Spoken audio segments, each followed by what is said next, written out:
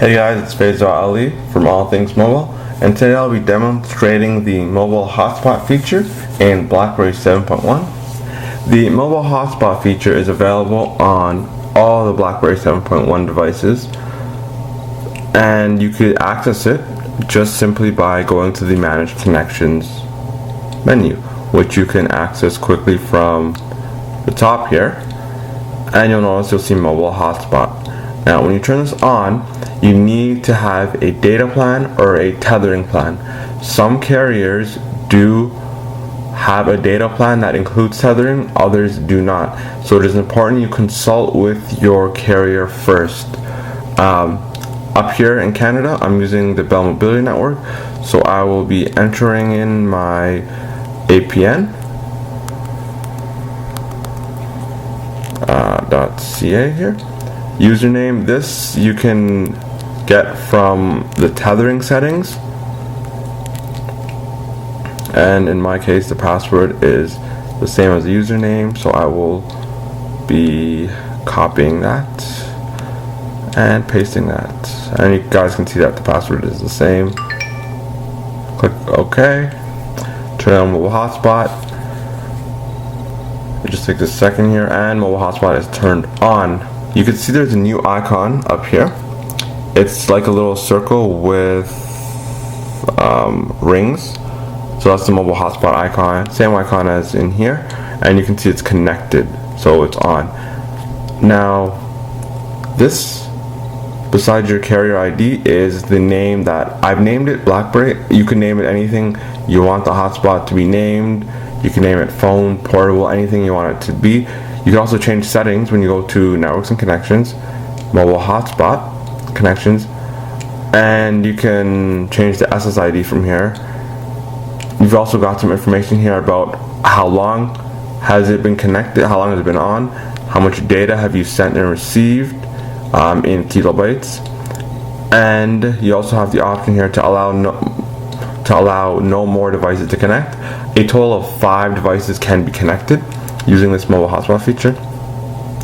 Furthermore, when you go into options down here, you could change the security type from none to WEP, WEP2 personal, WAPA/WPA personal as well, and you can also change the band from 802.11g or, for some legacy support, 802.11bg. The auto shut-off timer is pretty convenient. Basically, it's defaulted to 15 minutes. So if this is left on for 15 minutes without any data being pulled, it will automatically turn off the hotspot feature as a battery-saving measure. And right now, I have turned this on, and I have my iPod Touch here. And what we're going to do is we're going to disconnect from my home network. So you can see this is connected to Wi-Fi. We'll go to settings just to show you guys this is working. Linksys is the name of the home connection, and you guys can see that BlackBerry appears. I've already done this once before, so I don't need to enter in my SSID or anything like that, and it will soon be connected to Wi-Fi through the BlackBerry. And there you go, that's on now. I can press the home button to go back. I can go on my BlackBerry.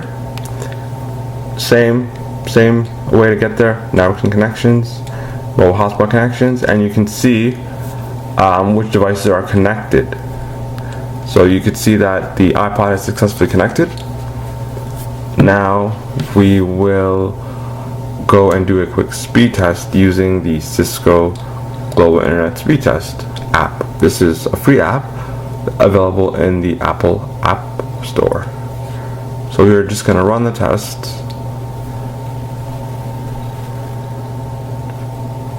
And it'll show your speed compared to the average speed. So this is our speed, average speed. And here is our Wi-Fi download speed, 2.8 megabits or so. And it classifies as HD video grade, so you could watch HD over this. And you could use any apps that require data. You could check your stocks here.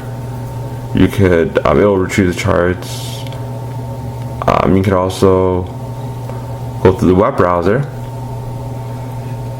and that also works well. And all this data is being pulled from the mobile hotspot feature. So this is all happening through the carrier network, basically.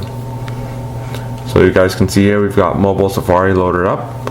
It's currently loading a web page that we clicked into from the stocks application, the native stocks application on the iPod Touch. And you guys can see that it does in fact work. I will actually go to a website here. Let's go to AT Mobile. Oops. It's kind of hard to do this behind the camera. ATMO. Okay, so we got that loaded up, queued up. Now time to enter. And this is loading. Now this really depends on the speed of this depends on your carrier speeds. Bell Mobility has an HSPA network, and as you guys saw, 2.8 megabits or 2.8 or around that megabits per second. Not too bad for web browsing. You could do your basic web browsing. So it does work, and this is all pulling the data through the BlackBerry, the carrier network. So you do need a tethering plan for this to work, and not all data plans are considered tethering plans, so you'd have to consult with the carrier to find out if your data plan includes tethering. This does not work with BlackBerry social networking plans. And what BlackBerry social networking plans are, it's a plan that lets you use certain bits of data, such as BlackBerry Messenger, Facebook, MySpace, Twitter, and Windows Live Messenger, although you cannot access the browser on the go. So with that kind of data plan, you cannot use the mobile hotspot feature, and if you're able to successfully set that up, your carrier will charge you extra. Now when we go back to the BlackBerry here, we can check out how much data has actually gone through. So if you open up networks and connections and we go to mobile hotspot connections, we can see that it's been connected for over 6 minutes now, and we've sent this much data and we've received this much data. So it's a cool new feature.